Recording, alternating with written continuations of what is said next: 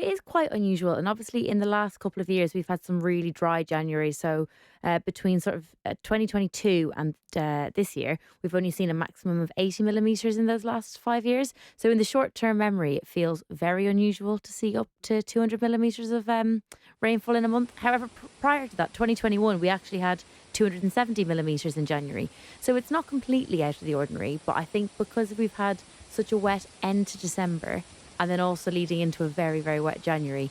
Having not had much rainfall prior to that in other Januaries, it does feel extremely, extremely different. We're feeling it. With January already well above the 30-year and all-time averages, what do you think has been driving these totals?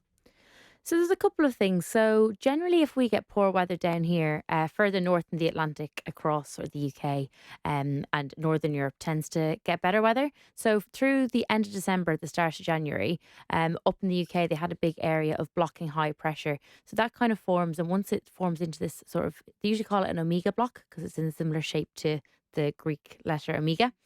So if they get that across the UK, all that low pressure stuff that gets sent across the Atlantic sort of gets funneled down towards sort of Iberia.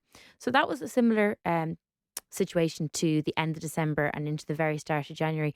But since then, it's actually been quite unusual that we've had poor weather extending really from the very sort of right across the Northern Atlantic. So we've had rainfall, low pressure. We've got sort of three named storms going around at the minute in the Atlantic. So the jet stream is sitting slightly further south than usual, which then allows more low pressure centres to be driven in our direction.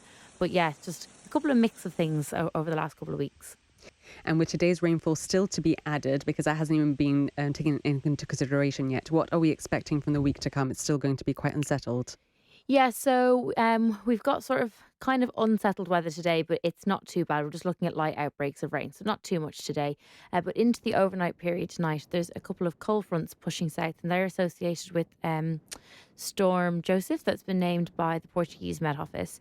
So that's bringing some really heavy rain and a lot of snow over parts of so it's northern Iberia, but those trailing cold fronts are then driving across Gibraltar tonight and into tomorrow. So they're going to bring sort of the heaviest rain isn't really expected overnight tonight. It'll be from sort of dawn tomorrow morning, with winds increasing as well. So some very strong winds tomorrow. So we do have a weather advisory out, both for wind and rain for tomorrow.